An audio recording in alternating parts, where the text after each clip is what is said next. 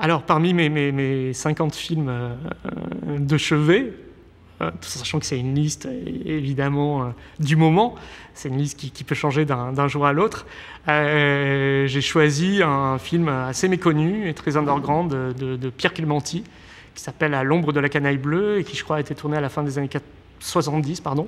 Il me semble en Super 8, mais je ne veux pas dire de bêtises, ou en tout cas en Super 16, vraiment dégueulasse. Il y a vraiment une image très crade dans le film, qui en même temps est magnifique, avec des couleurs très pétantes, mais en même temps beaucoup de grains, beaucoup de matière. C'est ça qui est très beau dans le film, je trouve. Alors, on connaît Pierre Clémenti comme acteur. C'est vraiment quelqu'un qui a traversé tout le cinéma européen d'auteur radical des années 60 au début des années 2000. Je crois qu'il est mort au début des années 2000. Et on connaît moins le Pierre Clémenti cinéaste, qui est peut-être encore plus radical que l'acteur. Je crois que À l'ombre de la canaille bleue, c'est son unique long métrage. Alors c'est un film étrange, c'est un film qui pourrait être à la fois un documentaire sur le Paris interlope des années 70, parce qu'on croise plein de clochards célestes, de junkies, de prostituées, de gens qui vivent dans la rue. C'est vraiment un film sur la marge. Et en même temps, il y a une espèce de récit qui se tisse à partir de ça, qui est un récit de science-fiction, absolument incompréhensible, où il est question de drogue qui se passe dans un futur plus ou moins éloigné.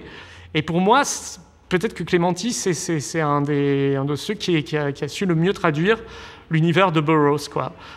Cet univers à la fois très cru et très documentaire sur la drogue, sur l'héroïne, sur ce que c'est qu'être un junkie, et en même temps complètement fantasmatique, complètement du côté de la fiction, voire de la science-fiction, parce que c'est vraiment un film de science-fiction, L'ombre de la canaille bleue. Et ça, c'est un mélange quand même très rare. Et je trouve que Clémenti, j'imagine qu'il connaissait très bien Burroughs, et j'ai l'impression que c'est vraiment une des influences de ce film-là. Les junks crevaient par milliers sur des trottoirs tranquilles et doux.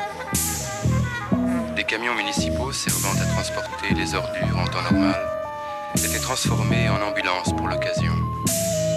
Les cadavres étaient emportés pêle-mêle et balancés du haut d'une falaise dans une mer déchaînée, lugubre et pullulant de larves venimeuses.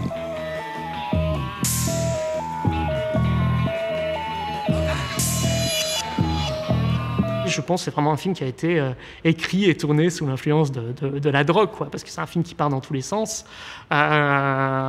et qui est traversé vraiment d'illumination, en fait. Des images inoubliables, des surimpressions magnifiques, des visages un peu morbides comme ça, presque fantomatiques, des personnages qu'on croise puis qu'on oublie. Alors voilà, le récit se perd et en même temps il est constamment fascinant, quoi.